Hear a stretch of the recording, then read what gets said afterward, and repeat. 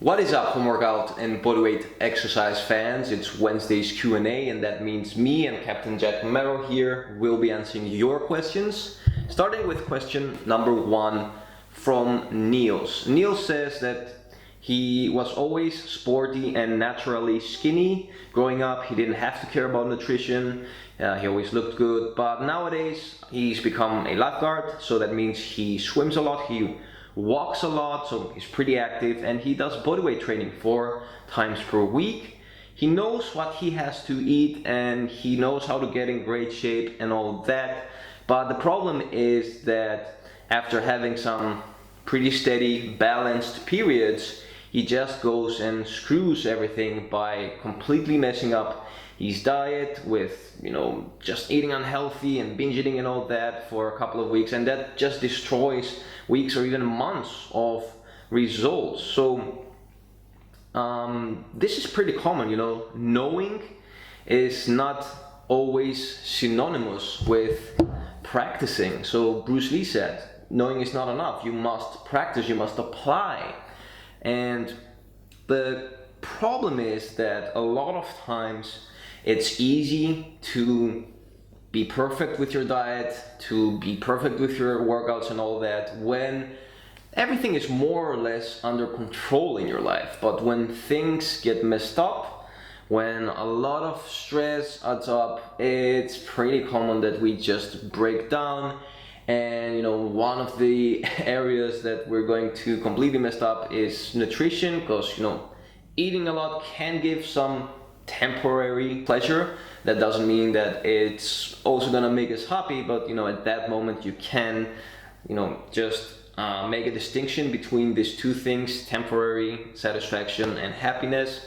So my advice to you, Niels, first of all, is to identify what are the stressors that trigger or act as a catalyst during these periods where you completely mess up your diet. I'm pretty sure that it's something mentally that is causing, or at least making this worse. So stress, it doesn't have to be just one thing. A lot of times stress can be an accumulation of a lot of little stressors. Sometimes we have like a big, very specific problem that will cause us to act like these, but a lot of times it's also accumulation of a lot of little stressors.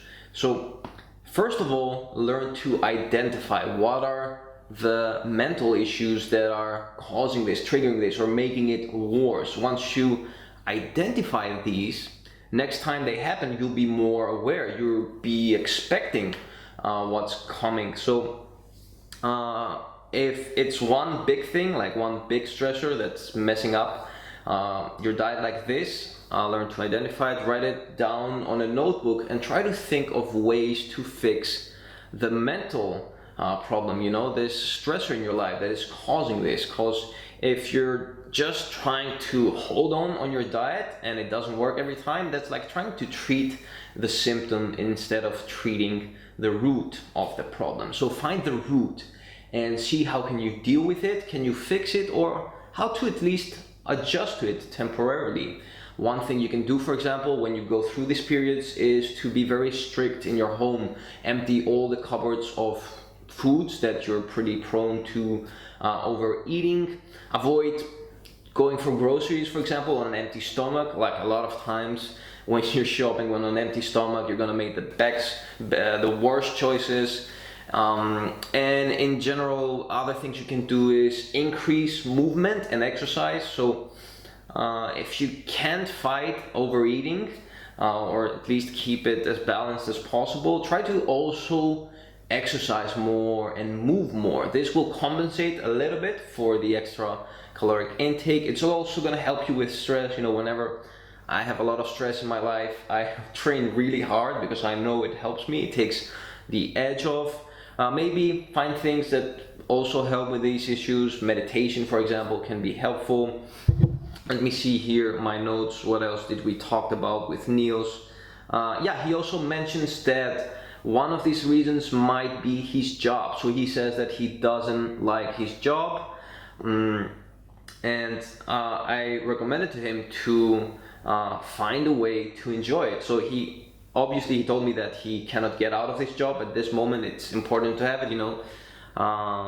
He needs the money and all that. So the best way to enjoy something, or to at least be able to withstand it a bit more, make it more pleasurable, is learning to do it good. So by learning to be good at something, you can make it a lot more enjoyable, even if it's something you're completely not interested in it. So read books on this topic, see what other people successful in this job do.